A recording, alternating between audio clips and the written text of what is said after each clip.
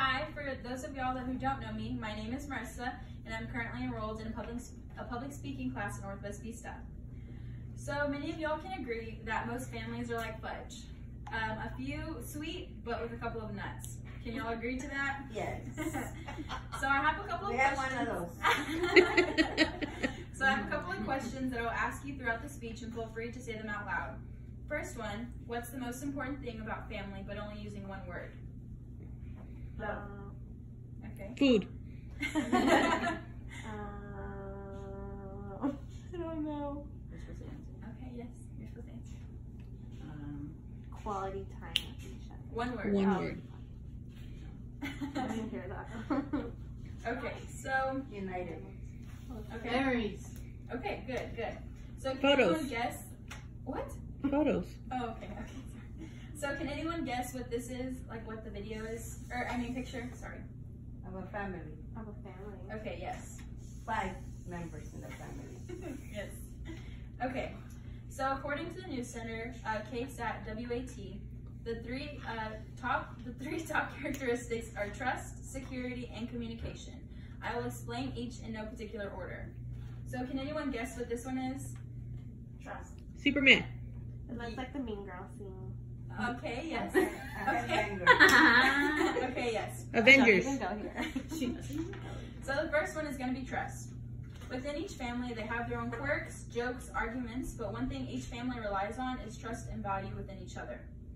For example, when my mom and I would get into arguments, my brother would mediate, but always have to remind me to allow my mom to do what was necessary, even if I didn't agree, because she has our best interest in her heart, so we need to allow ourselves to trust our mom.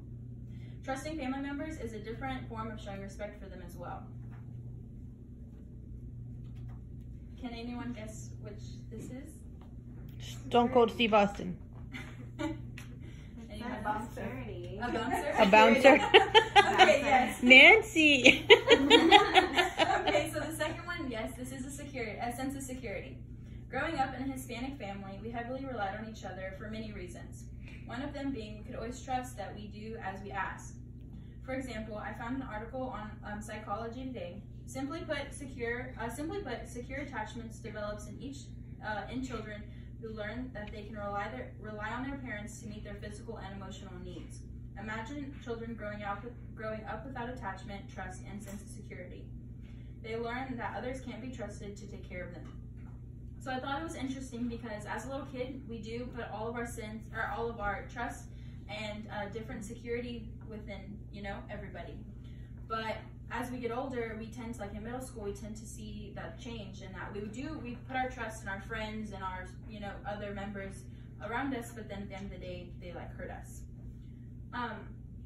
Without having a sense of security, without having a sense of security with the family, you start shutting down and not wanting to talk to people with personal experiences and things like that are going on.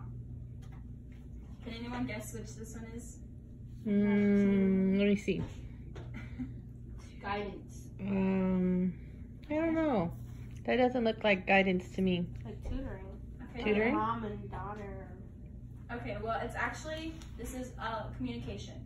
Oh. So an article on Bravo TV, the Personal Space Edition, researched that average time parents spend with their children is 37 minutes.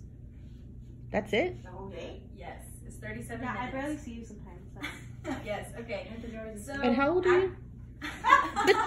So actually, it's only 37 minutes. It explains why it's 37 minutes is because of chaotic schedules, school, also, what's it called? Also chores. So with that time not being very high, do you expect your child to actually talk to you about things that are going on in their life, like if they're getting bullied or other things like that? Within 37 minutes? Yes. No. No, right? Okay, No. so that's what actually, there is a psychology children's book that I found at our library at Vista that also explains that you need to at least have 2 hours with your children to explain, or for your children to explain if they're getting bullied or if something important is going on in their life. 2 hours a day or a week? 2 hours a day, minimum. For actually them to even open up and think about. You have trust enough to open up. Yes.